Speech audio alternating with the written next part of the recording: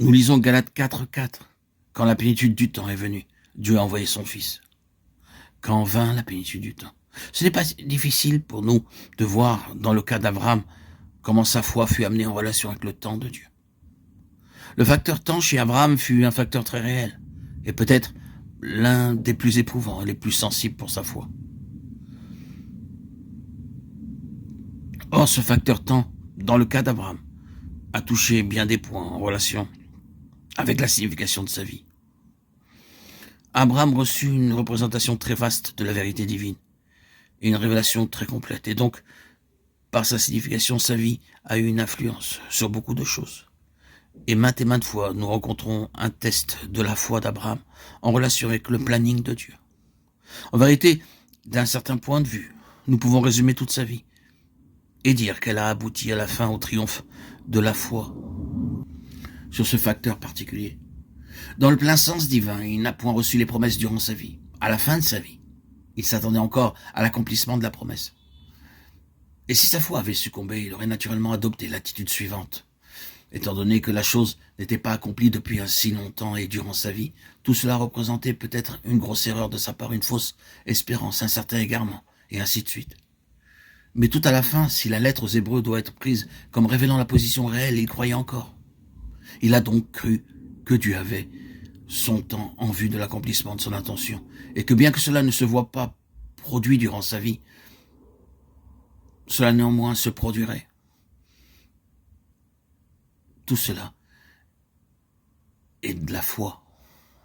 Durant sa vie, à l'intérieur des limites de toute la sphère de l'intention divine, il y a eu des exemples d'épreuves à propos du facteur temps. Ayant été testé ce facteur-là, la promesse fut accomplie. C'est du principe que nous voulons nous saisir. Nous l'avons rendu peut-être clair de façon suprême à propos de la promesse d'Isaac. Vous vous souvenez comment, dans le 15e chapitre de la Genèse, le Seigneur est venu vers Abraham lui donner la promesse qu'en sa descendance, il y aurait une bénédiction universelle.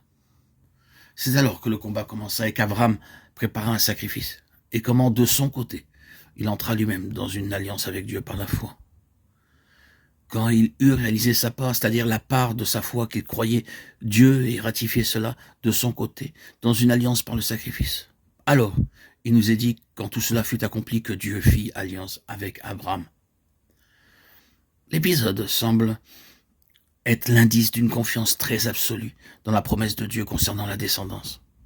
L'indice qu'Abraham prit position à cet égard. Une position absolue, et qu'il engageait à fond par la foi. Cela renfermait tout, et cela n'est compris et connu que lorsque l'on voit à quoi Dieu s'est engagé en ce jour-là.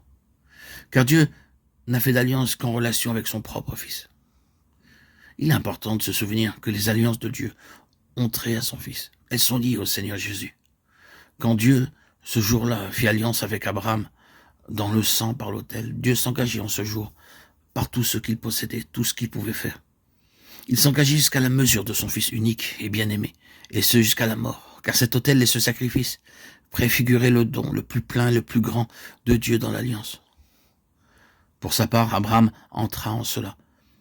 Qu'il sût ou non ce qui allait arriver, nous ne pouvons pas le savoir, mais il devait savoir que pour sa part, l'alliance l'engageait à être aussi absolue que Dieu dans son engagement ce jour-là. Ce qui suivit quelques années plus tard fut la demande de Dieu à Abraham d'accomplir sa part dans l'alliance. Prends ton fils, ton unique, celui que tu aimes. Abraham fut réellement éprouvé en ce jour subséquent concernant ce qui avait eu lieu, en ce jour particulier. Et c'est la même foi qui reçoit et qui donne le Fils.